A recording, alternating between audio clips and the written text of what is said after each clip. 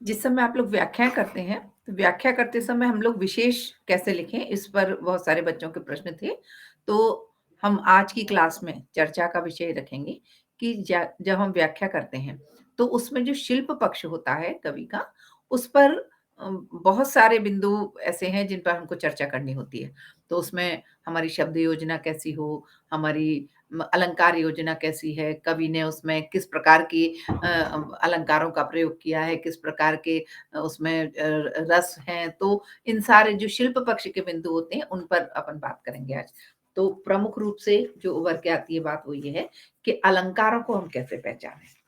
जब हम किसी भी कवि की किसी भी अवतरण की व्याख्या करते हैं, तो उसमें अलंकार हमको जो छाँटने होते हैं, तो अलंकार कैसे छाँटें?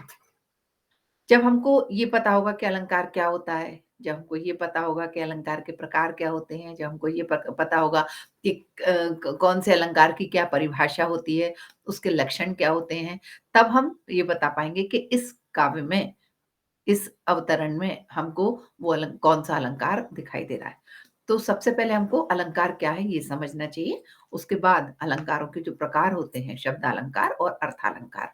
तो हमें शब्दालंकार और अर्थालंकार तो केवल जानकारी के लिए चाहिए कि ये 2 प्रकार होते हैं। लेकिन उनके जो प्रकार हैं, जो हमको अवतरणों में से छाँटने होते हैं, वो थोड़ा-सा कठिन काम होता है।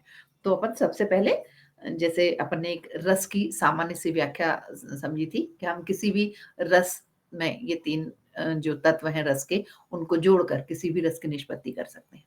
लेकिन हर एक अलंकार की परिभाषा अलग होती है, उसकी हम एक सामान्य परिभाषा रस की तरह से नहीं बता सकते। तो अलंकार का जो मूल अर्थ है, वो है शोभा बढ़ाने वाला कारक।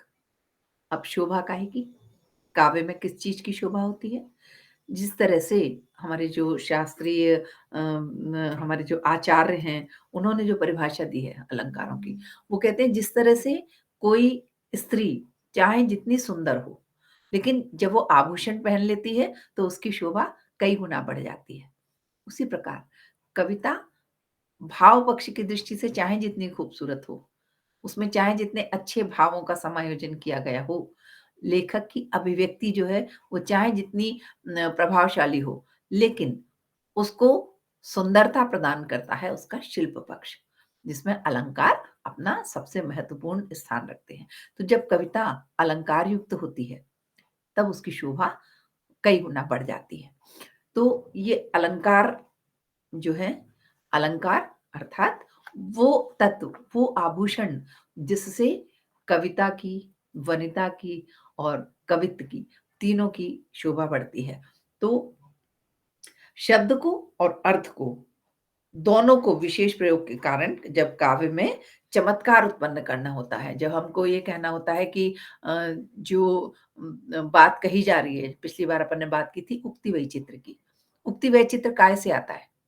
उक्ति में विचित्रता कैसे आती है? विचित्रता अर्थात चमत्कार। विचित्रता माने जिसको पढ़कर, जिसको सुनकर आपके मुँह से वाह निकल जाए। आप तारीफ़ करने पर विवश हो जाएँ, क्योंकि एक सामान्य बात इतने खूबसूरत तरीके से कही जाती है कि उसमें चमत्कार उत्पन्न हो जाता है। आपके हृदय को स्पर्श कर जाती है जो बात। तो ये सारे जो तत्व हैं, ये अलंकारों के कारण कविता में आते हैं। इसीलिए जो अलंकार संप्रदाय आप लोग पढ़ते हैं, काव्य शास्त्र में जो ऐसे मनीषी हैं, हमारे जो ऐसे काव्य शास्त्री हैं, जो कहते हैं अलंकार ही काव्य की आत्मा है। उन्होंने पूरा का पूरा अलंकार संप्रदाय चलाया और उनके सिद्धांत जो हैं अलंकार संप्रदाय के, वो क्या कहते हैं? वो कहते हैं कि अगर शोभा नहीं हो काव्य में, तो काव्य हमारे हृदय में प्रभाव नहीं छोड़ता। इसलिए शोभा के बिना बात नहीं बनती। तो अलंकारों का होना ही काव्य की आत्मा है। उनका ऐसा तक मान्यता है कि काव्य की आत्मा अलंकार है। तो ऐसे अलंकार शास्त्रियों को जब अपन उनकी व्याख्याएँ जब पढ़ते हैं, उनके सिद्धांत जब अपन पढ़ते हैं, तब अपन को पता लगता है कि मुख्य रूप से अलंकारों के उन्होंने 2 भेद किए हैं। एक है शब्दालंकार और दूसरा है अर्थालंकार। तो शब्दालंकार क्या है? जब शब्द में चमत्कार उत्पन्न हो, और अर्थालंकार जब अर्थ चमत्कार उत्पन्न करे। अर्थात जब उसका अर्थ हम समझेंगे तब लगेगा अरे! ये तो हमको पता ही नहीं था। जब आप लोग समास के प्रकार पढ़ते हैं तो उसमें आप बहुत सारे ऐसे प्रकार, हमने कहा नीलांबर, और उसका अर्थ कैसे निकलेगा? जो नील रंग का अंबर है ना? पीतांबर, पीतांबर जो पीत रंग का, पीले रंग का जो अंबर है, वस्त्र है। अब ये हमने श्री कृष्ण के लिए उसको वो कर लिया। श्री कृष्ण के लिए क्यों कर लिया? क्योंकि श्री कृष्ण जो है वो पीतांबर ही पहनते थे। इसलिए जब हम पीतांबर कहते हैं तो श्री कृष्ण की छवि आ जाती है। तो ये क्या है? ये अर्थ कहाँ जा रहा है? पीतांबर शब्द का अर्थ है, उसका जो शब्दार्थ है वो है पीले रंग का वस्त्र, और उसका जो भावार्थ निकल रहा है वो है श्री कृष्ण जो वस्त्र पहनते हैं। तो श्री कृष्ण के वस्त्र हो गए उसका अर्थ। तो इस तरह से जो अर्थ में जो अपन देखते हैं तो बहुत सारी हमको चमत्कृत करने वाली उक्तियाँ समझ में आती हैं। ये क्या है चमत्कार? ये काव्य को प्रभावशाली बनाता है और आपके अंदर तक बात उतर जाती है। तो अलंकार जो होते हैं, काव्य की शोभा बढ़ाने वाले तत्व जो है वो अलंकार कहलाते हैं। जिस प्रकार कुंडल हैं, कंगन हैं, है ना? हम लोग बहुत तरह के आभूषण पहनते हैं। तो उन आभूषणों से जिस तरह से किसी भी स्त्री की शोभा बढ़ जाती है, उसी प्रकार सामान्य वार्तालाप करने से जो है उसमें और काव्य में जो अंतर होता है, वो क्या होता है? सामान्य वार्तालाप जब हम करते हैं तो उसमें हम अलंकारों का प्रयोग नहीं करते हैं, लेकिन जब काव्य रचना करता है कवि, तो उसमें उक्ति व चित्र पैदा होता है, और वो उक्ति व चित्र अलंकारों के कारण से, तो जो काव्य में जो भी वर्णन किया जाता है वो साधारण ना होकर चमत्कारपूर्ण हो जाता है। तो ये चमत्कार उन अलंकारों की वजह से आता है कविता में, जिन्हें हम सामान्य भाषा में शब्दालंकार और अर्थालंकार के नाम से जानते हैं। ठीक है? तो शब्दालंकार क्या है? जिस रचना में शब्दों के कारण चमत्कार आता है, वो तो जैसे उपमा है, अनुप्रास है ना? यमक है, ये सारे के सारे जो हैं ये शब्दालंकार है। अब अनुप्रास अलंकार हम कैसे छाटेंगे? अभी परसों-नरसों क्लास में मैं बता रही थी बच्चों को कि जब एक ही वर्ण की आवृत्ति बार-बार होती है कविता में, किसी भी पंक्ति में बार-बार एक ही वर्ण से शुरू होने वाले अक्षरों की आवृत्ति जब होती है, तब जो है अनुप्रास अलंकार होता है। अनुप्रास, है ना? तो ये क्या है? जिस रचना में व्यंजनों की एक ही मतलब व्यंजनों की आवृत्ति तो हर शब्द में होती है, लेकिन एक ही शब्द से, एक ही वर्ण से शुरू होने वाले जो शब्द होते हैं, वो लाइन से कई बार आते हैं। तो ये वृत्तानुप्रास होते हैं। शब्द के अंत में एक ही अक्षर पे खत्म हो रहा है कोई शब्द, तो वो अंत्यानुप्रास होता है ना? इसी प्रकार से अनुप्रास के बहुत सारे, छेकानुप्रास, लाटानुप्रास, बहुत सारे उसके प्रकार होते हैं। ये आप लोग पुस्तकों में पढ़ेंगे तो आपको आराम से मिल जाएगा। है ना? अब इसमें बहुत सारे आप लोग, जैसे पंचवटी अगर आप लोगों ने पढ़ी हो, एक ही वर्ण की आवृत्ति वाला पंचवटी की शुरुआत ही होती है, चारु चंद्र की चंचल किरणें, है ना? खेल रही थी जल थल में। अब ये चारु की जगह वो सुंदर शब्द भी लगा सकते थे, लेकिन चारु चंद्र, च से ही शुरू हो रहे हैं सारे। चारु चंद्र की चंचल किरणें, है ना? चंचल का कोई और पर्यायवाची भी दे सकते थे, किरणों का कोई और पर्यायवाची भी दे सकते थे, लेकिन जो जो प्रयोग हैं वो क्या है? एक ही वर्ण की आवृत्ति बार-बार जहाँ हो रही हो। आपको मान लीजिए कबीरदास जी का कोई दोहा आता है। मान लीजिए आपको तुलसीदास जी का कोई दोहा आता है ना? आपके कामायनी की आप व्याख्या करेंगे जब तक कामायनी में आप देखेंगे कि बहुत सारे आपको ऐसे दिखाई देंगे अवतरण, जहाँ पर कि आपको एक ही शब्द से आरंभ होने वाले शब्दों। तो जहाँ एक ही वर्ण की बार-बार आवृत्ति हो, आप स्वतः समझ जाइए वहाँ पर अनुप्रास अलंकार है। अपनी पुस्तकें, पाठ्य पुस्तकें आप लोग खोल के जब देखेंगे, तब आप देखेंगे कि इसमें बहुत सारे ऐसे अवतरण होंगे, जहाँ अब आपको छाँटना है कि कौन-कौन सी पंक्तियाँ ऐसी हैं जहाँ पर अनुप्रास अलंकार है। जब आपको अनुप्रास की पहचान हो जाएगी, तो आप आसानी से छाँट सकते हैं उसको। तो ये जो अलंकार है, तो जब आप व्याख्या करेंगे, तो आप उसमें ये बात अगर है अनुप्रास अलंकार, तो आप स्पष्ट रूप से कह सकते हैं कि यहाँ पर एक ही वर्ण की आवृत्ति बार-बार होने के कारण इस अवतरण में या इस पंक्ति में या इन शब्दों में, इस अर्धाली में, जो भी आप व्याख्या कर रहे हैं, उसमें अनुप्रास अलंकार की छटा अतुलनीय है या अनुप्रास की छटा शोभायमान हो रही है। इस तरह से आप विशेष के कम से कम 4-5 पॉइंट्स जो हैं वो बनाते हैं। तो 1 पॉइंट अलंकार का ज़रूर होना चाहिए उसमें, फिर उसके बाद अपन आगे की बात करेंगे। तो अनुप्रास मुझे लगता है कि आपको समझ में आ गया होगा। देखिए, बिहारी काव्य का एक बहुत अच्छा उदाहरण यह पुस्तक में मेरे पास है। रस सिंगार मंजुल किए कंजनु भंजनु दैन। अब यहाँ पर ज की आवृत्ति शब्द के बीच में हो रही है ना?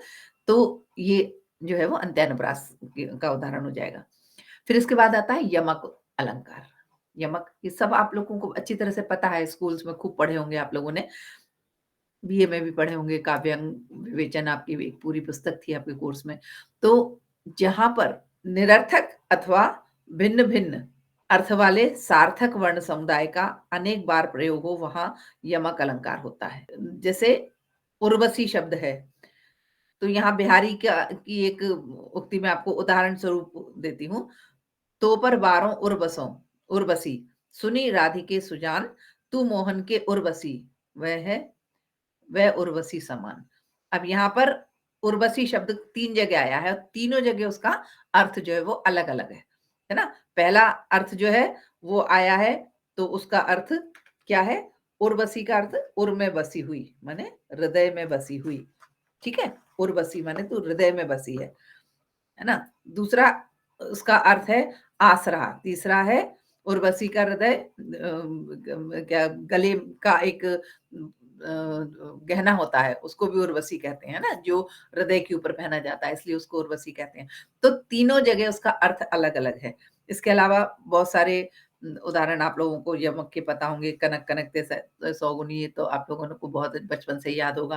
तो यहाँ कनक शब्द एक जो है वो कई जगह पे आ रहा है, लेकिन उनके अर्थ जो है वो तीनों बार अलग-अलग है। तो जो अ, अर्थ निकालना शब्द में से हमको कैसे पता लगे कि हम व्याख्या करते समय ये इस उर्वशी का ये अर्थ है, इस उर्वशी का ये अर्थ है, या कनक कनकते सौगुनी मादकता अधिकाय, है ना?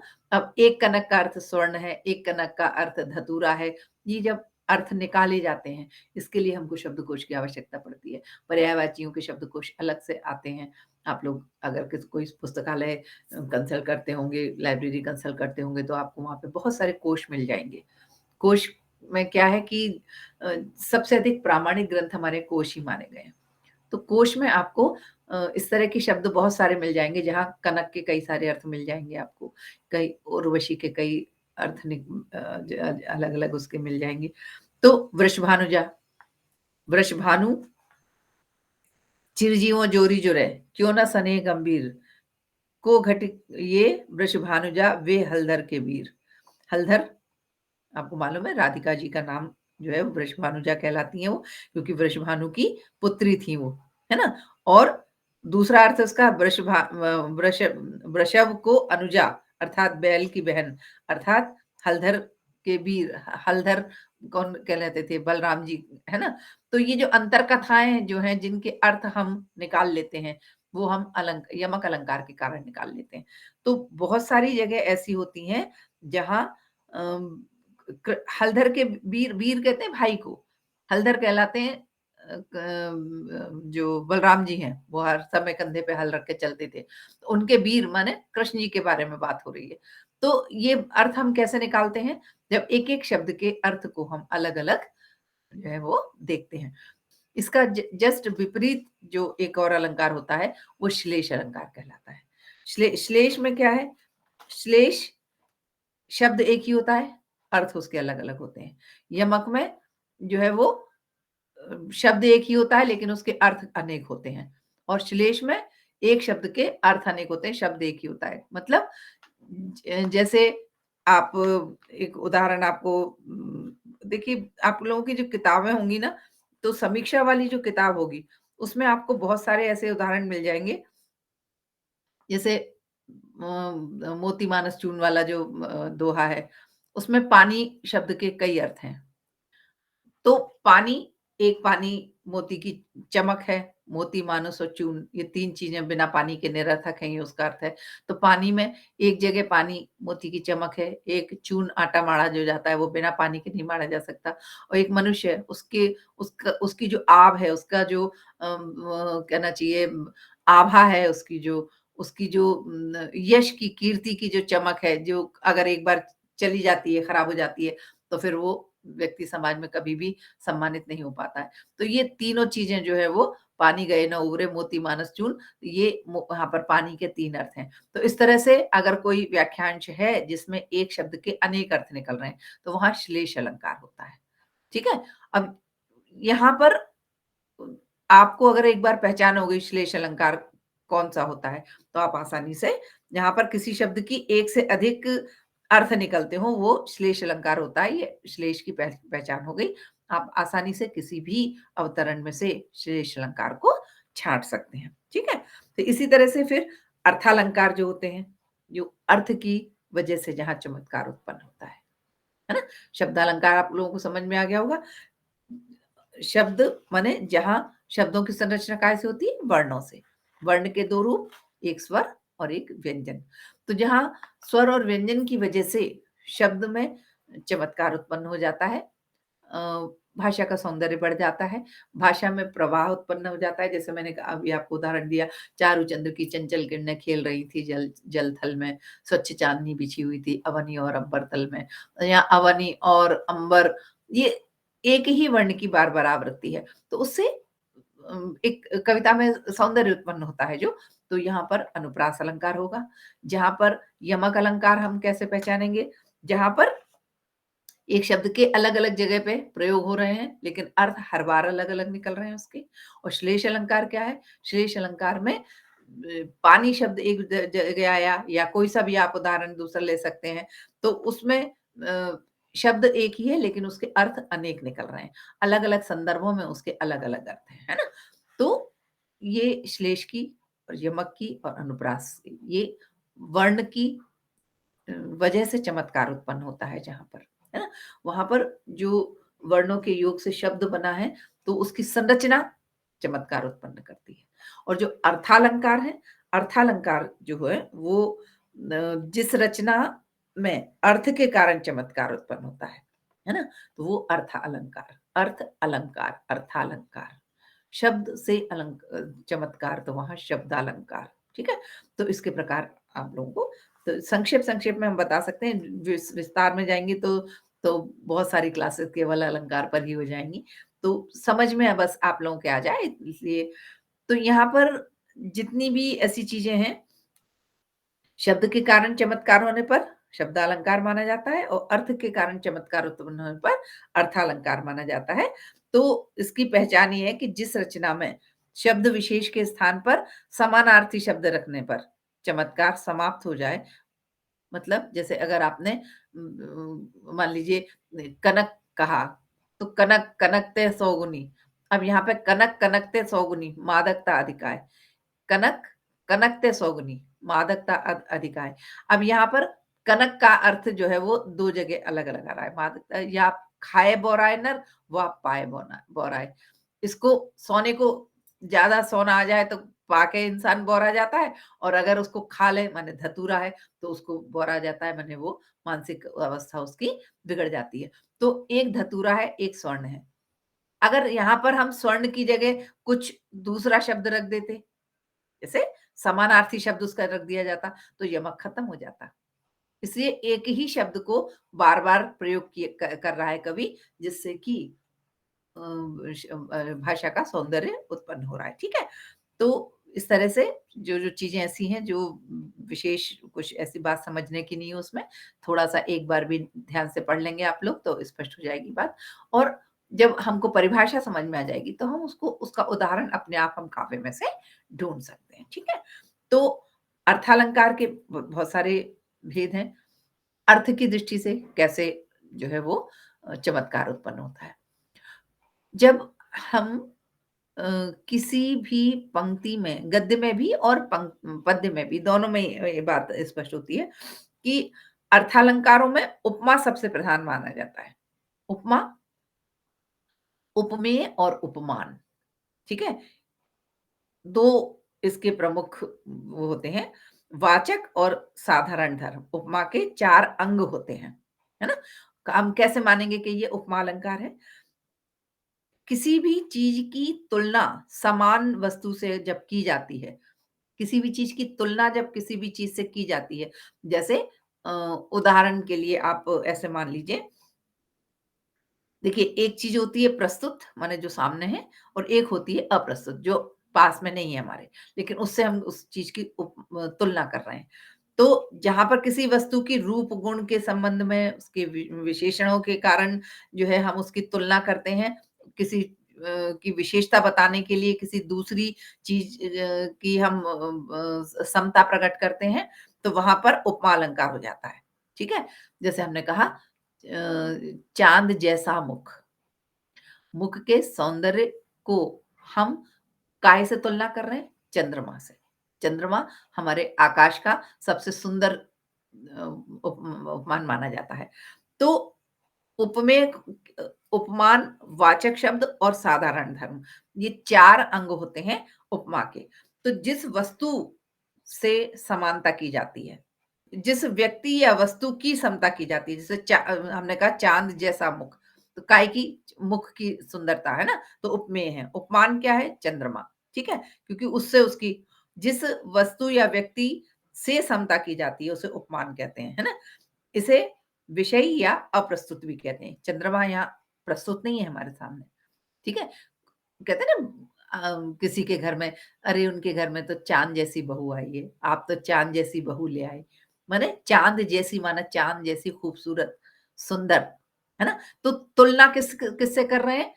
एक उपमेय है, जिसकी तुलना की जा रही है, एक उपमान है, जिससे तुलना की जा रही है। ये बात अच्छी तरह से समझ लीजिए। और जो वाचक शब्द जो होता है वो क्या है? उपमेय और उपमान की समता को प्रकट करने वाले वाचक शब्द कहलाते हैं। जैसे चाँद जैसा, चाँद सी, के समान, चाँद के समान सुंदर, ठीक है? तो जिससे तुलना की जाती है, तो वो वाचक शब्द कहलाता है, जो मुख को और चंद्रमा को आपस में जोड़ रहा है। चाँद जैसा मुख, तो यहाँ पर जैसा वाचक शब्द है, ठीक है? फिर इसके बाद साधारण धर्म क्या है? साधारण धर्म जो उसका चौथा अंग है उपमा अलंकार का, वह उपमेय और उपमान में जो रूप, गुण और कर्म की समानता दिखाई जाती है। जैसे हमने कहा सुंदरता, तो ये सुंदरता जो है वो उसका साधारण धर्म है। क्यों हम उसकी तुलना कर रहे हैं? क्यों हम चंद्रमा का नाम ले रहे हैं? क्योंकि चंद्रमा भी सुंदर है और मुख भी सुंदर है। तो साधारण धर्म है सुंदरता। स्पष्ट हो गई होगी बात? उपमा अलंकार के 4 अंग होते हैं। पहला अंग जो है वो है उपमेय, माने जिस व्यक्ति की या जिस वस्तु की समानता की जा रही है। तो ये जो वस्तु है जिससे तुलना की जा रही है वो है उपमान। उपमेय क्या है? चाँद, जो वाचक शब्द है जैसा, जैसी या सी, जो भी है उसको हम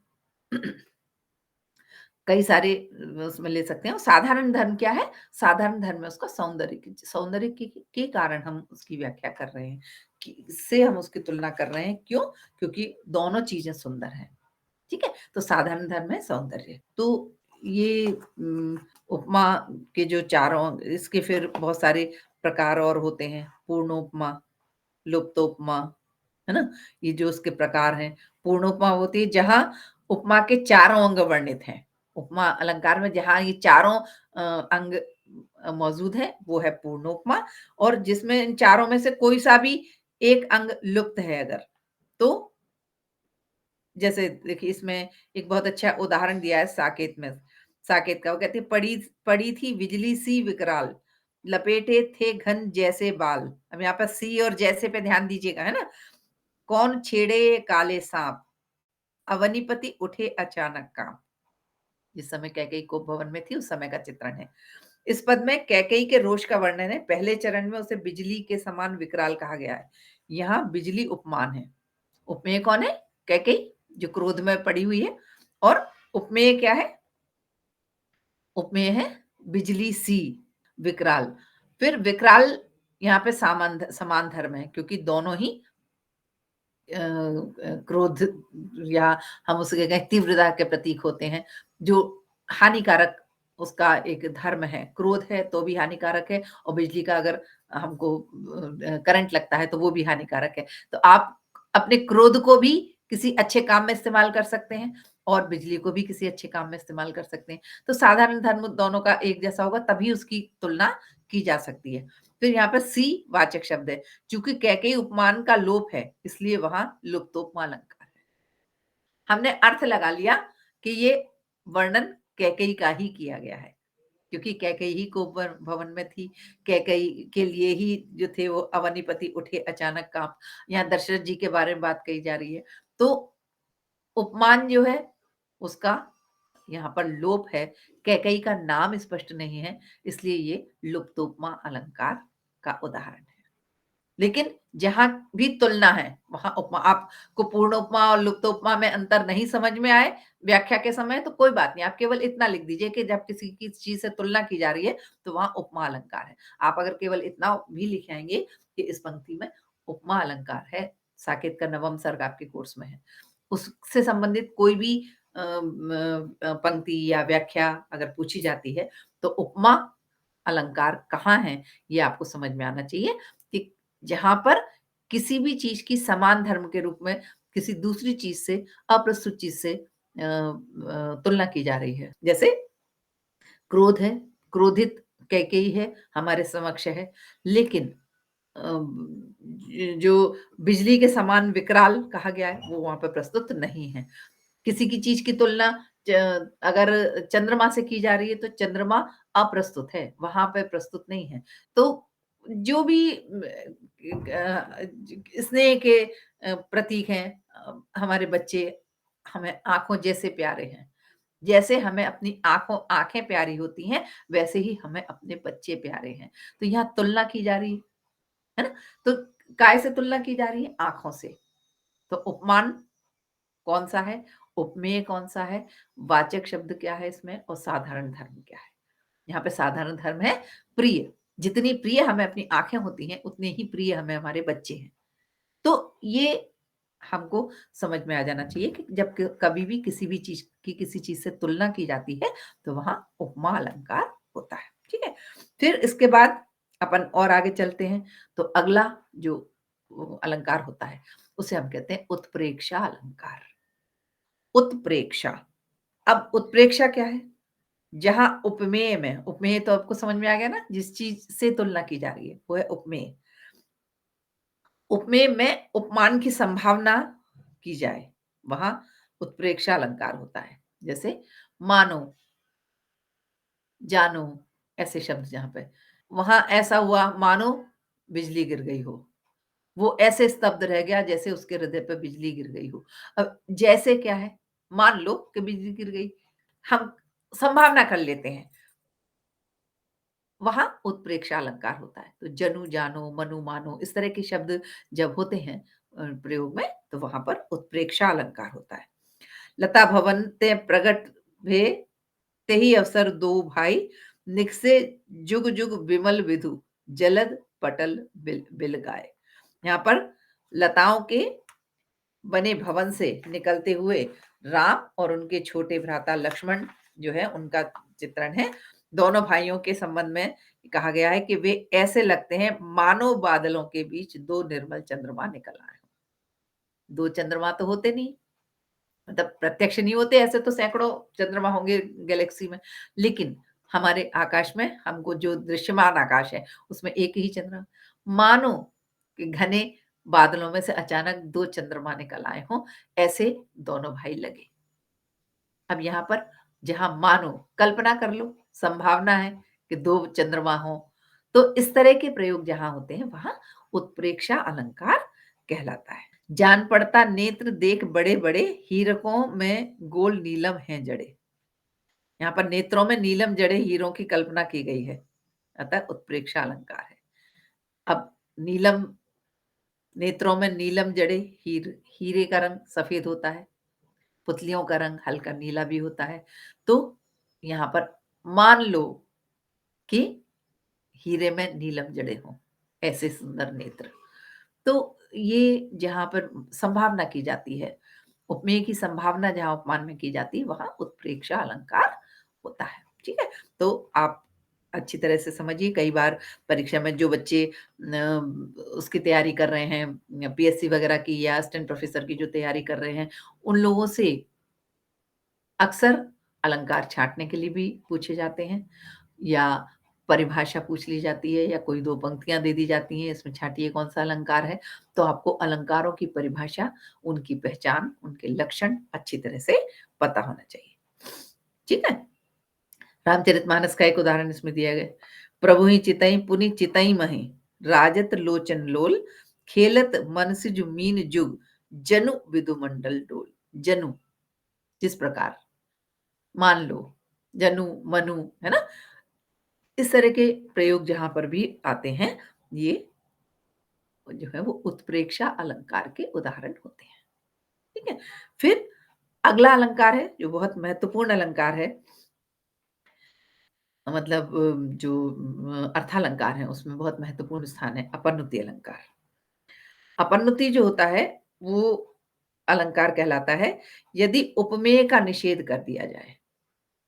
ठीक है? उपमेय और उपमान दोनों को अच्छी तरह से ध्यान रखना।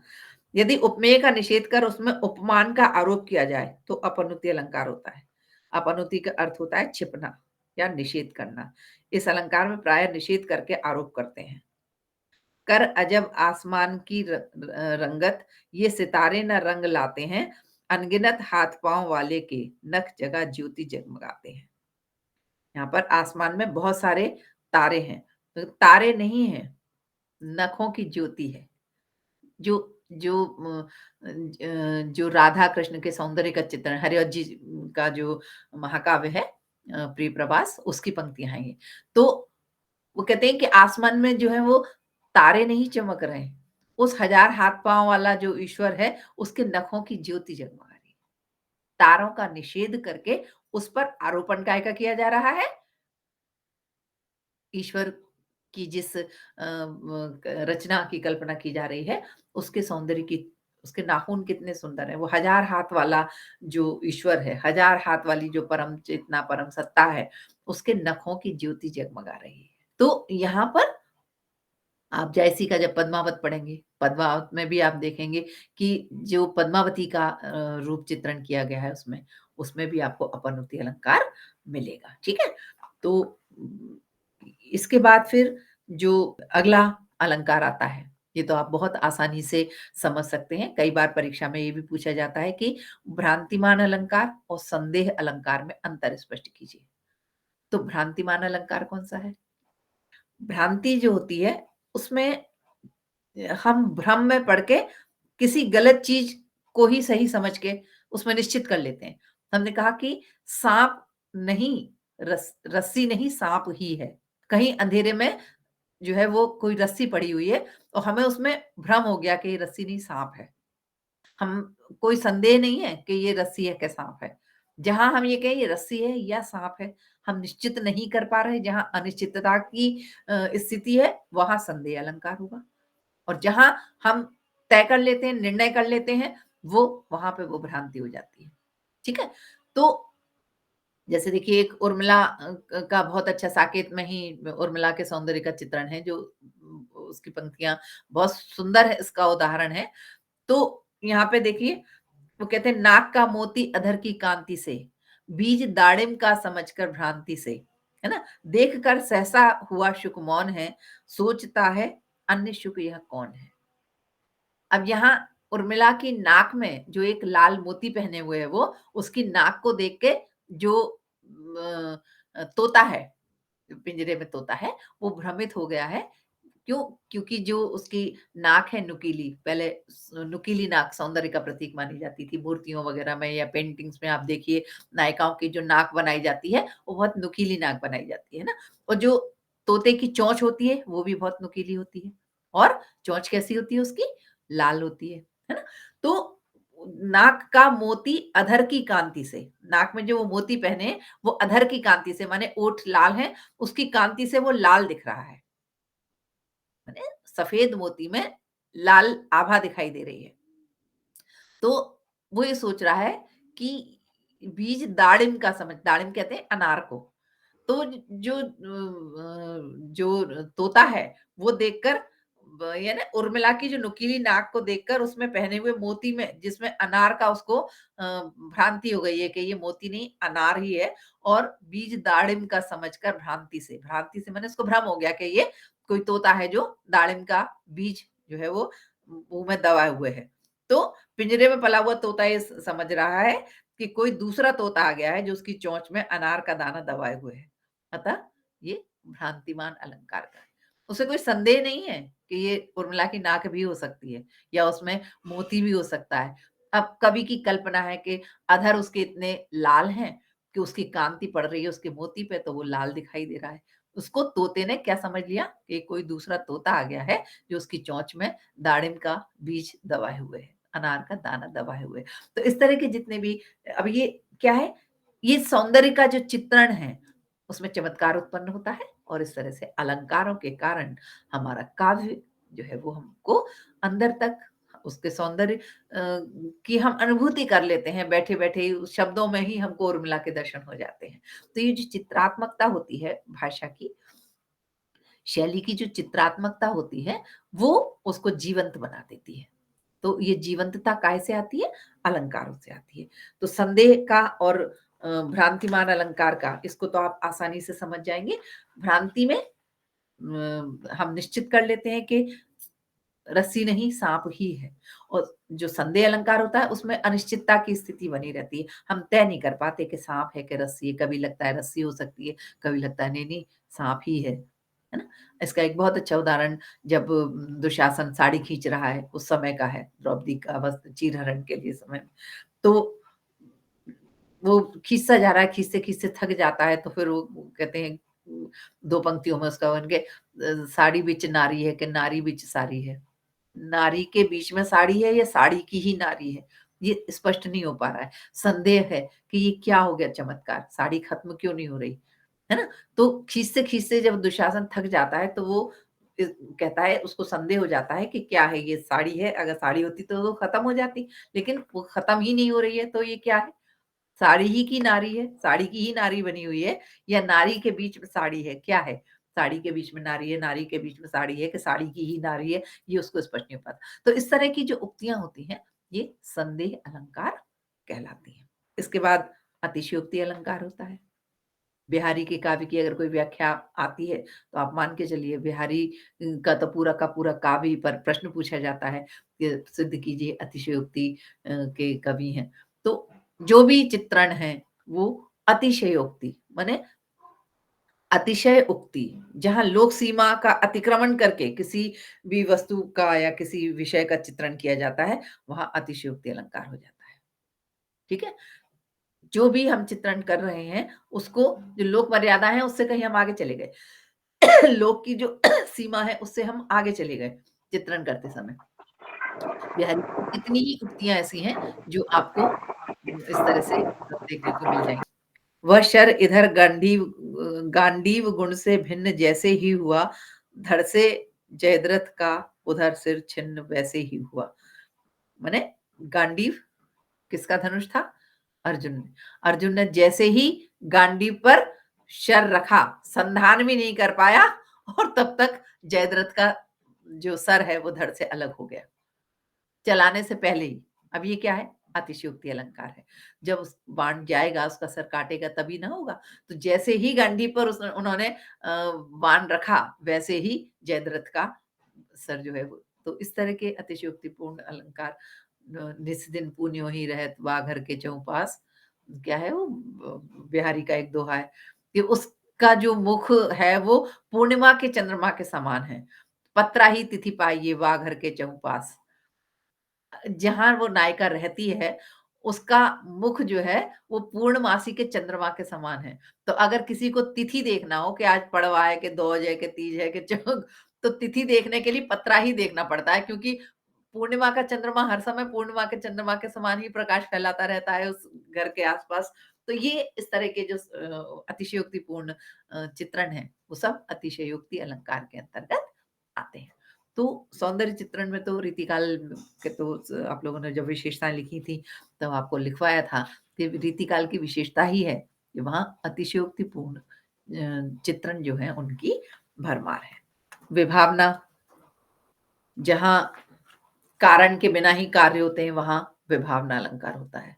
तुलसीदास जी का एक बहुत प्रसिद्ध सा छंद है, बिनु पद चलें सुने बिनु काना। बिना पैरों के चल रहे हैं, बिना कानों के सुन रहे हैं, है ना? ईश्वर का चित्रण कर रहे हैं वो कि क्या है?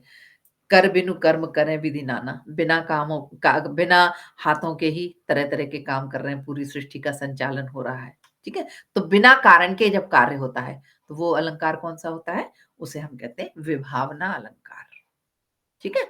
अगर आपसे तुलसीदास जी का इस तरह का कोई दोहा, छंद, पद कुछ भी पूछा जाए या गद्य में भी बहुत सारे ऐसे अवतरण होते हैं, जहाँ बिना कारण के कार्य हो, वहाँ विभावना अलंकार होता है ना? आनन रहित सकल रस भोगी, आनन कहते हैं मुख को, है ना? जब मुख में होगा तब रसना होगी, जीभ होगी। बिना मुख के ही रसना सारे रसों का उपभोग कर रही है। तो बिना कारण के कार्य हो रहा है। और बिनु वाणी बक्ता बड़ जोगी, बिना वाणी के ही सारे संसार को संदेश दे रहे हैं। तो ये सब है। व्यतिरेक अलंकार होता है। व्यतिरेक अलंकार में ये सब अर्थालंकार के अपन प्रकार देख रहे हैं ना। व्यतिरेक में क्या है? उपमेय की उपमान से अधिकता या न्यूनता सूचित करने वाले अलंकार को व्यतिरेक कहते हैं। उपमेय समझ रहे हैं आप? जिससे तुलना की जाती है। उपमान जिसकी तुलना की जाती है। तो उपमेय की उपमान से अधिकता या न्यूनता सूचित करने वाले अलंकार को व्यतिरेक अलंकार कहते हैं। संत शैल सम उच्च हैं किंतु प्रकृति सुकुमार। संतों का उत्कर्ष दिखाया गया है, अतः व्यतिरेक अलंकार है। शैल माने पर्वत, स्वर्ग की तुलना उचित ही है, किंतु यहाँ सुरसरता कहाँ, सरयूज कहाँ, वह मोरों के मात्र पर उतराती, यस जीवितों की आरती। मैथिली शरण गुप्त का है, साकेत का है। सरयू नदी उपमेय है, उसको गंगा नदी से जो है उत्तम बताया गया है। तो जब किसी भी चीज को उत्तम बताया जाए या उससे निम्नतर बताया जाए, वहां पर जो है वो व्यतिरेक अलंकार होता है। तो उपमेय की या उपमान की किसी से जब तुलना की जाती है और उसको उपमेय से अधिक श्रेष्ठ या कमतर दिखाया जाए, वहां पर व्यतिरेक अलंकार होता है, ठीक है? फिर विशेषोक्ति वगैरह होते हैं, बहुत सारे हैं, असंगति, अर्थांतरन्यास, दृष्टांत अलंकार। दृष्टांत अलंकार का भी किसी चीज का उदाहरण देके जब बात की जाती है, वहां दृष्टांत अलंकार होता है। भरतहि होय न राजमधु, ये देखो बहुत अच्छी पंक्तियां हैं, ये तो आप लोगों को वैसे भी याद होनी चाहिए। किसी की किसी भी बात की तुलना किसी का उदाहरण देकर जब की जाती है, तो वहां पर दृष्टांत अलंकार होता है। दृष्टांत का मतलब होता है उदाहरण। जब चित्रकूट में मिलने के लिए आते हैं भरत जी, तो सेना के साथ आते हैं, सारे पुरवासी आते हैं साथ में। लक्ष्मण जी कहते हैं कि ये क्या हमको जंगल में भी ठीक से नहीं रहने देंगे, ये सारी सेना लेके क्या यहाँ पर भी हम पर चढ़ाई करने के लिए आ गए हैं? भरत के बारे में उन कुछ क्रोधपूर्ण उक्तियाँ कहते हैं। तब रामचंद्र जी उनको समझाते हैं, कहते हैं भरतहि होए ना राजमद, भरत को कभी भी राजमद नहीं हो सकता, है ना? विधि हरि हर पद पाए। विधि माने ब्रह्मा जी, हरि माने विष्णु जी और हर माने शंकर जी। तो चाहे उनको ब्रह्मा की, विष्णु की और महेश की भी पदवी मिल जाए, तो भी भरत को कभी भी राजमद नहीं हो सकता। अहंकार उसको राज्य का नहीं हो सकता। तो उसका उदाहरण देके वो क्या बता रहे हैं? तो कहते हैं कबहु सीकरिन बिंदु तय, सीकरी कहते हैं मठे को, दही की बिंदु से। कहूँ सीकरी बिंदु ते क्षीर सिंधु बिलगाए। क्षीर सिंधु माने दूध का सागर, क्षीर सागर, है ना? क्षीर सागर में अगर थोड़ी-सी बूंद जो है वो डाल दी जाए मठे की, तो क्या उससे वो कभी फट जाता है दूध? क्षीर सागर नहीं फट सकता। उसी प्रकार जो राज्य है, वो भरत के लिए उस सिंधु वो उसका जो व्यक्तित्व है वो उस क्षीर सागर के समान है और राजमद जो है, राज का जो अहंकार है वो उसके लिए उस बिंदु के समान है, उससे उसका व्यक्तित्व कभी भी विलग नहीं हो सकता। तो ये बहुत बड़ी भरत का चरित्र राम के चरित्र से कहीं अधिक ऊंचा दर्शाया गया है। इस बात का हमेशा आप लोग ध्यान रखिए कि रामचरितमानस को हम लोग क्यों इतना श्रेष्ठ ग्रंथ मानते हैं।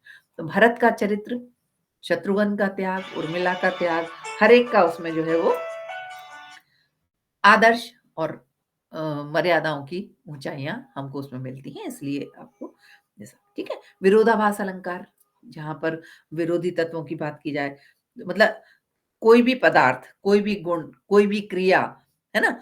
उसका वास्तविक विरोध ना हो, लेकिन उसका जो अर्थ निकल रहा है, वो उसका विरोधी अर्थ निकल रहा हो। जैसे म आपने बिहारी सतसई से ही बहुत सारे अपन उदाहरण ले सकते हैं। तंत्री, नाद, कवित्त रस, है ना? तंत्री माने जो ऐसे वाद्य होते हैं जो तार से बनते हैं, सितार आदि, वीणा वगैरह। तंत्री नाद माने तंत्री का नाद, माने वीणा वगैरह का स्वर। कवित्त का रस माने काव्य का रसानंद, है ना? सरस राग माने संगीत का राग, और रति रंग प्रेम का रंग, है ना?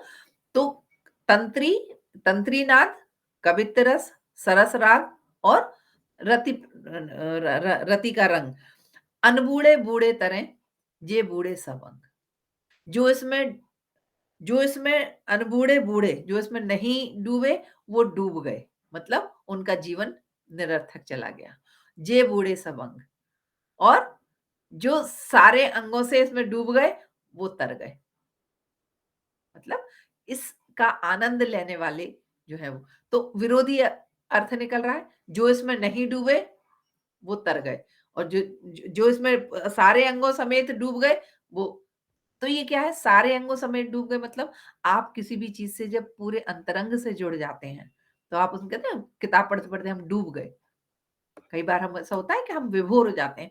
संगीत में लोग देखिए आँख बंद करके शास्त्रीय संगीत सुनते हैं, जिनको समझ में नहीं आता उनको लगता है क्या कर रहे हैं।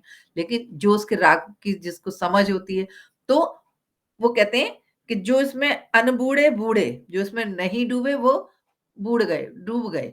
मतलब उनका जीवन निरर्थक हो गया, और सार्थक किसका जीवन हुआ? जो सारे अंगों समेत इसमें डूबे हैं। माने जो सहृदय होता है, रस की परिभाषा जब आप करते हैं तो वहीं से करते हैं कि सहृदय के हृदय में स्थित, जिसके हृदय में संवेदनाएं हैं, जो आनंद की अनुभूति कर सकता है ना? नीरस ना हो जो, तो जो सरसता है, जो संवेदना है, जो हमारे मनुष्य होने की सबसे बड़ी पहचान है, वो जिनमें होती है। तो तंत्री का नाद, कवित्त का रस, सरस राग और रति का रंग, इन चारों ही प्रकार के आनंद को जो लोग, तो अब यहाँ पर विरोधाभास इसलिए है क्योंकि जो नहीं डूबे इनमें, वो डूब गए। वो डूब गए मतलब उनका जीवन निरर्थक हो गया। डूब गए माने वो बेकार हो गए, और जो सारे अंगों समेत इसमें डूब गए, वो तर गए। इसका मतलब यहाँ पर विरोधाभास वाली बात की जा रही है। कबीरदास जी की जितनी भी उलटवासियां हैं, वो सब इसका उदाहरण है। उलटवासियां जितनी भी है ना, शीतल ज्वाला जलती है, क्या ज्वाला शीतल हो सकती है? दोनों के गुण धर्म बिल्कुल अलग-अलग हैं। अन्योक्ति अलंकार एक बहुत महत्वपूर्ण अलंकार है। अगर बिहारी वगैरह की व्याख्या आपको करने के लिए आती हैं, तो आप इस बात का हमेशा ध्यान रखिए कि बिहारी के काव्य में अन्योक्ति अलंकार बहुत प्रचुर मात्रा में है। कबीर के जो दोहे हैं, चौपाइयों में कम मिलेगा, लेकिन जो दोहे हैं, उनमें अन्योक्ति अलंकार बहुत है। या बहुत सारे उदाहरण आप लोग ले सकते हैं। अन्योक्ति माने अन्य उक्ति, जो बात कही जा रही है, अर्थ जो है वो उसके कहीं और जाके निकल रहा है। जैसे लक्षणा शक्ति में हम लोग बात करते हैं, तो जो जो बात सामान्य रूप से कही जा रही है, उसका अर्थ कुछ और निकल रहा है ना?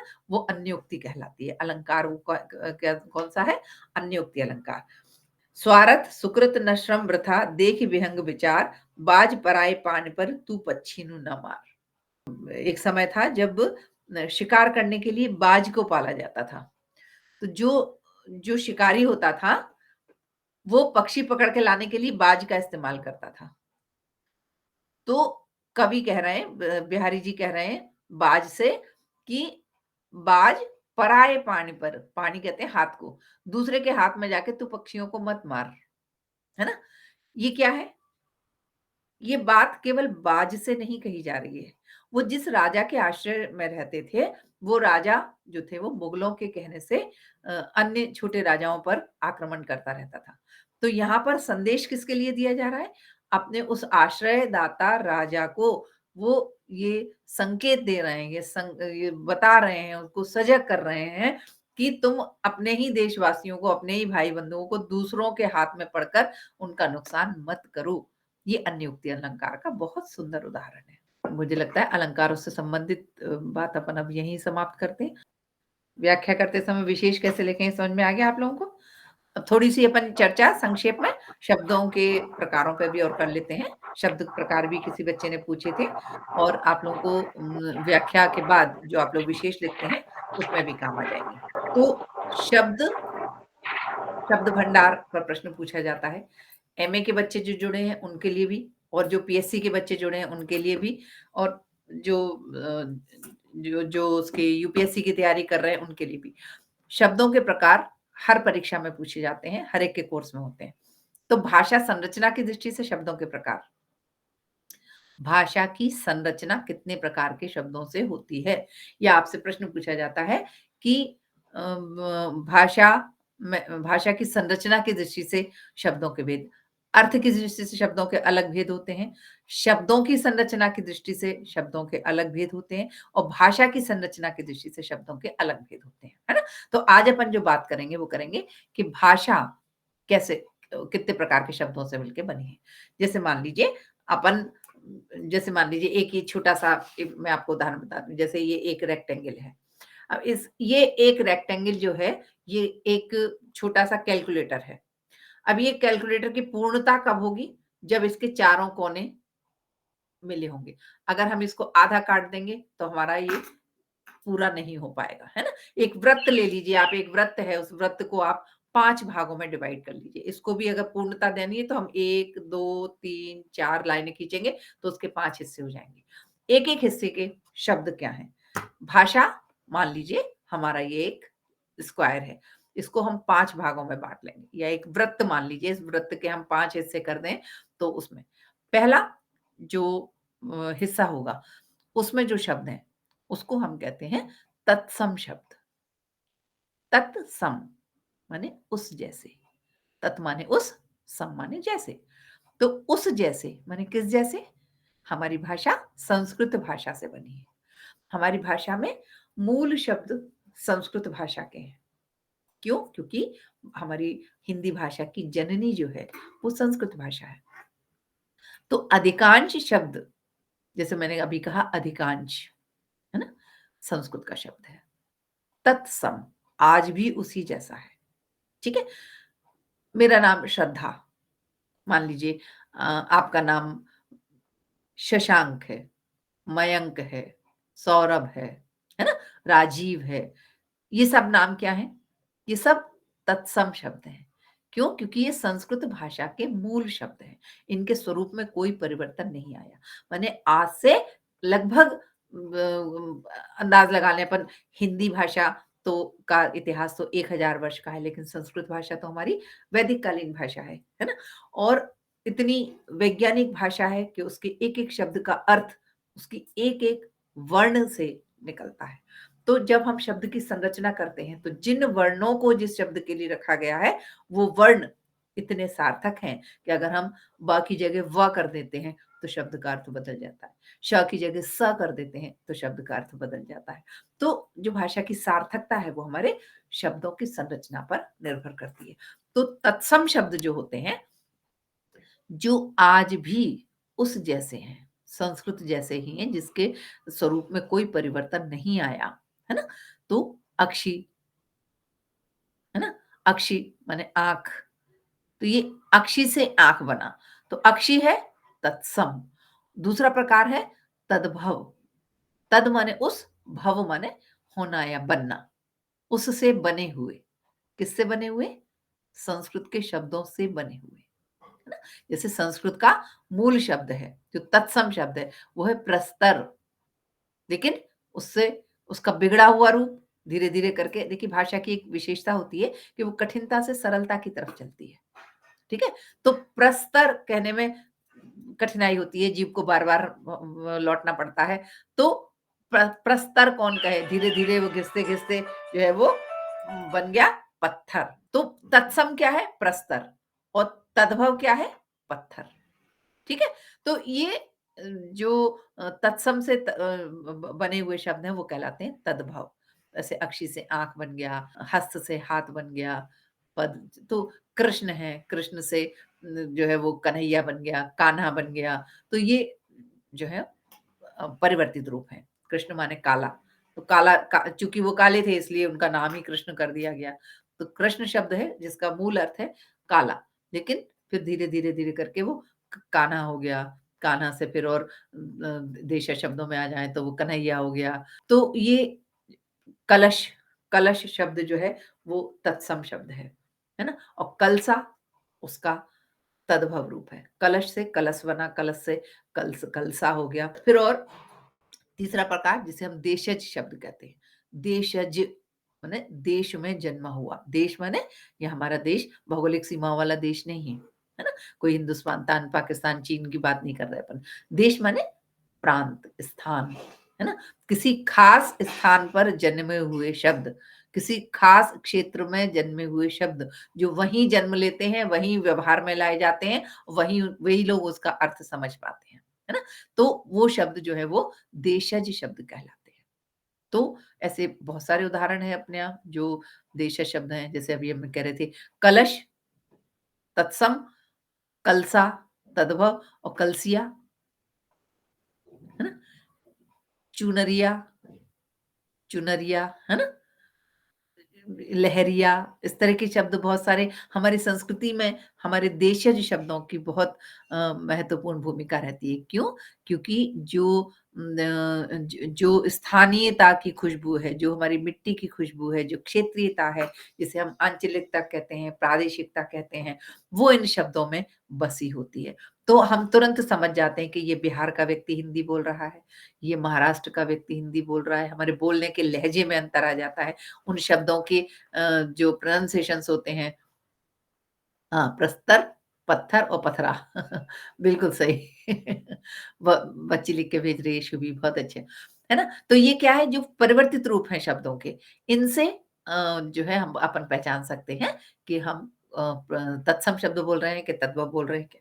आप यहाँ पर जैसे हम लोग कहते हैं अपने यहाँ शब्द एक भगोनी, थोड़ा-सा आगे चले जाइए तो वहाँ पे उसको कुछ और कहते हैं। थोड़ा उधर गोंदिया तरफ चले जाइए, महाराष्ट्र के का जो लगा हुआ इलाका है मध्य प्रदेश का है ना, बालाघाट वगैरह, सिवनी-विवनी की तरफ चले जाइए, वहाँ वो लोग उसको कहते हैं गंजी, दूध की गंजी, सब्जी की गंजी, है ना? तो गंजी अब यहाँ अगर अपन गंजी किसी से कहेंगे कि गंजी देना, तो कोई समझेगा ही नहीं कि हम क्या माँग रहे हैं, है ना?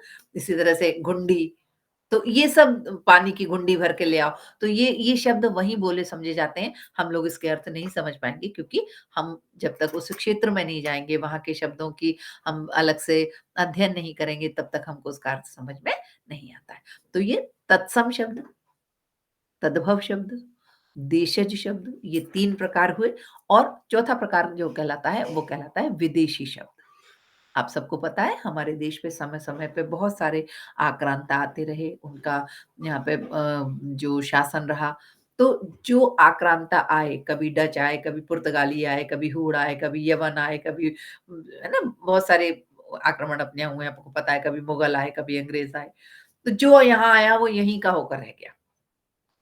उसकी संस्कृति और हमारी संस्कृति, उसकी भाषा और हमारी भाषा में जो है वो उसका प्रभाव बहुत अधिक तो हमारे रीति-रिवाज, पर्व, त्योहार, हमारा खान-पान, हमारी वेशभूषा, सब चीज़ें जो है उससे प्रभावित हुई। तो जब जो चीज़ हमारी जीवन शैली का अंग बन जाती है, वो हमारी भाषा का भी अंग पहले बनती है। तो हमारी भाषा में विदेशी शब्दों का अगर हम अलग से अध्ययन नहीं करें तो हम पहचान भी नहीं सकते कि कितने शब्द ऐसे हैं जो हिंदी भाषा में कि हम विदेशी शब्दों का प्रयोग कर रहे हैं। पर्दा, चम्मच, कटोरा, कटोरदान, है ना? ये कोई शब्द हमारे नहीं है, कोई डच के हैं, कोई पुर्तगाली के हैं, इनकी अलग-अलग विषयवार सूची आपको पुस्तकों में मिल जाएगी, उनके जब आप पढ़ेंगे, तो आपको पता लगेगा कि ये हिंदी के शब्द नहीं हैं, ये विदेशी शब्द हैं। तो इस तरह से अंग्रेज़ी के बहुत सारे शब्द हैं, आपकी उर्दू, फ़ारसी के बहुत सारे शब्द, तो पर्शियन के, तो इनको जब अपन छाँटेंगे तब अपन को पता लगेगा कि हम दिन भर में कितने विदेशी शब्दों का इस्तेमाल करते हैं। लेकिन अब ये हमारी हिंदी भाषा के अंग बन गए हैं, है ना? फिर जो 5वाँ प्रकार है, वो 5वाँ प्रकार है नवनिर्मित शब्द। पहले हम लोग 4 प्रकार के शब्द ही पढ़ते थे। भाषा 4 प्रकार के शब्दों से मिलकर बनी है। भाषा की संरचना 4 ही प्रकार के शब्दों से। लेकिन अब जब हम देखते हैं कि हमारा देश जब आज़ाद हुआ, हमारा अपना शासन-प्रशासन बना, हमारा अपना संविधान बना, हमारी अपनी तमाम तरह की अलग-अलग क्षेत्रों में, बैंकिंग के क्षेत्र में, वाणिज्य के क्षेत्र में, चिकित्सा के क्षेत्र में, विज्ञान के क्षेत्र में, प्रशासन के क्षेत्र में, अलग-अलग बहुत सारी शब्दावलियों की जब हमको आवश्यकता पड़ी, तो हमने बहुत सारे नए कोशों की रचना की और उनसे संबंधित जो शब्द थे वो जैसे आयुक्त है, उपायुक्त है ना? आपके पहले हम लोग सब इंजीनियर कहते थे, अभी कोई अभियंता है, कोई कुछ कितने सारे शब्द ऐसे हैं जिनको नवीन संरचना जिनकी की गई, तो वो कहलाते हैं नवनिर्मित शब्द, ठीक है? और विषय के हिसाब से भी इनके जब अलग-अलग कोश बने, उन्हें हम कहते हैं पारिभाषिक शब्दावली। ये पारिभाषिक शब्दावली अब हमारी हिंदी भाषा की एक बहुत महत्वपूर्ण आवश्यकता बन गई है। क्यों?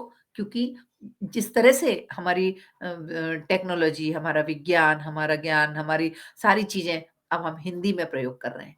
लेकिन अलग-अलग क्षेत्रों की अब स्पेशलाइज़ेशन का युग है। अब कोई भी चीज़ हम सामान्य रूप से कि हम विज्ञान के विद्यार्थी हैं, नहीं। हम डॉक्टर हैं, नहीं। इतने से काम नहीं चलता। खाली डॉक्टर पहले एक समय था जब एमबीबीएस करने के बाद हम एक सफल डॉक्टर लेकिन अब जो है वो हार्ट का अलग स्पेशलिस्ट है, न्यूरोलॉजिस्ट अलग है ना? नेफ्रोलॉजिस्ट अलग है, केवल इतना ही नहीं कि किडनी के स्पेशलिस्ट हैं, किडनी के लिए भी नेफ्रोलॉजिस्ट अलग हैं, बाकी चीज़ों के लिए अलग हैं। तो ये जो शब्दावली हमारी है, आपको सबको पता है इंजीनियरिंग की किताबें हिंदी में आ गई हैं। आपको सबको पता है मेडिकल की किताबें हिंदी में आ गई हैं। तो उस विषय से संबंधित जो शब्द हैं, उनको जब तक हम नहीं जानेंगे, वो सब पारिभाषिक शब्दावली है। ठीक है? तो भाषा का जब आधुनिकीकरण हुआ, तो बहुत सारे नए शब्द हमारी भाषा में शामिल हुए। आधुनिकीकरण से मतलब जो चीज़ हमारे यहाँ विकसित नहीं हुई, जिसका आविष्कार हमारे यहाँ नहीं हुआ था, लेकिन आज वो चीज़ हमारे जीवन का एक अंग बनी हुई है। जैसे पहले हमारे यहाँ टेलीविज़न नहीं था, लेकिन आज एक जो गाड़ी में चलते हैं जो लोग बंजारे लोग होते हैं, उनकी जो गाड़ी पे घर गृहस्थी है उसमें भी टेलीविज़न चल रहा है, ठीक है? तो ये क्या है? जब ये टेलीविज़न हमारे यहाँ आया, तो उससे संबंधित शब्द हमारे यहाँ जो चीज़ हमारे यहाँ की है ही नहीं, उससे संबंधित शब्द हमारे यहाँ कहाँ से मिलेंगे? हैं? तो हमने एक नए शब्द की संरचना कर ली। हमने कहा टेली को दूर और विज़न को दर्शन किया और इस तरह से दूरदर्शन हमने एक नया शब्द बना लिया, ठीक है? लेकिन जो जो उसकी पूरी प्रक्रिया जो थी उसकी पूरी कार्यप्रणाली जो है वो दूरदर्शन शब्द में सिमट गई, तो वो टेलीविज़न के लिए हमने दूरदर्शन शब्द आ गया। लेकिन जो उसका एंटीना था, एंटीना की पूरी कार्यप्रणाली कि किस तरह से वो आकाशीय ध्वनि तरंगों को किस तरह से खींचता है, कैसे ऑडियो आता है, कैसे वीडियो आता है, कैसे उसको कन्वर्ट करके वो स्क्रीन पे दिखाता है, उसकी पूरी की पूरी कार्यप्रणाली जो है, वो हम एक शब्द में नहीं समेट सके, है ना? इतनी लंबी कार्यप्रणाली के लिए हमने एक नया शब्द नहीं बनाया, एंटीना को एंटीना की तरह से ही हमने अपनी भाषा में शामिल कर लिया। तो हमारी भाषा की जो समन्वयशीलता है, हमारी भाषा की जो उदारता है, जो हर भाषा के शब्दों को अपने अंदर समेट लेती है, यही उसके विकास का सबसे बड़ा स्रोत है, यही उसके विकास का सबसे बड़ा कारण है कि हमारी भाषा आज विश्व की नंबर 1 भाषा बन गई। क्यों? क्योंकि सारे देशों के ज्ञान, विज्ञान, टेक्नोलॉजी, हर प्रकार की ध्वनि को शब्दबद्ध करने की क्षमता हमारी देवनागरी लिपि में है। हमारी देवनागरी लिपि जो आज से हज़ारों वर्ष पुरानी है ना?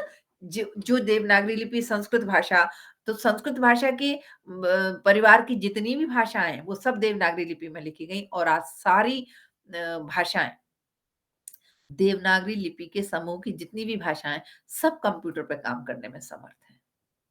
है ना? इतनी प्राचीन भाषा जिसे हम अपने आदि भाषा कहते हैं, जिसे हम देववाणी कहते हैं। देववाणी संस्कृत को है ना? वेदों को हम लोग अपौरुषीय कहते हैं, क्योंकि वो किसी पुरुष ने नहीं बनाए, वो दैवी शक्तियों के द्वारा निर्मित हैं। तो जो लिपि हमारी सबसे पहले बनी देवनागरी लिपि, वो इतनी वैज्ञानिक सिर्फ़ इसलिए है कि हम मनुष्यों के द्वारा बनाई हुई जो चीज़ होती है, उसमें कहीं कोई त्रुटि या कमी रह सकती है। लेकिन जो दैवी सत्ताओं के द्वारा बनाई हुई चीज़ है, वो जिस तरह से सृष्टि की संरचना की गई, उसके लिए भाषा की और लिपि की आवश्यकता महसूस की गई, वो भी हमारी जो हमारे आचार्य थे, जो हमारे ऋषि थे, तो उनके शोध का परिणाम है कि हमको इतनी वैज्ञानिक भाषा विरासत में मिल गई। हमको उसके लिए कोई विशेष प्रयत्न नहीं करना पड़ा।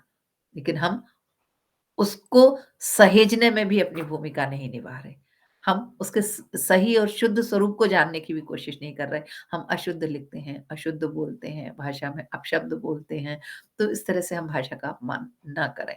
तो आप भाषा की संरचना में 5 प्रकार के शब्दों का जो योगदान है, वो अच्छी तरह से समझ गए होंगे। तत्सम शब्द जो उस जैसे, तत्सम माने उस जैसे, माने संस्कृत जैसे, तद्भव माने उससे बने हुए, उससे निर्मित हुए, उसके परिवर्तित रूप, फिर देशज, देश धन ज, स्थान विशेष में जन्म लेने वाले शब्द, फिर उसके बाद विदेशी शब्द जो अन्य भाषाओं से हमारी भाषा में शामिल हुए, और उसके बाद फिर पारिभाषिक शब्द या नवनिर्मित शब्द। इस तरह से आज की हमारी जो भाषा का वृत्त है वो 5 प्रकार के शब्दों से मिलकर पूरा होता है। तो उसके मानक स्वरूप को जानिए, उसके आदर्श स्वरूप को, उसके परिनिष्ठित स्वरूप को जानिए और भाषा का जो व्याकरण है उसको समझने का प्रयास कीजिए। अगली क्लास में अगर आप लोग चाहें तो जो व्याकरण के अलग-अलग तत्व हैं, संज्ञा है, सर्वनाम है, विशेषण और विशेष्य क्या हैं, ये सब चीज़ें भी आपको पता होनी चाहिए, परीक्षा में पूछी जाती हैं। तो अगली क्लास अगर आप लोग चाहें तो अपन उस पर लड़ सकते हैं।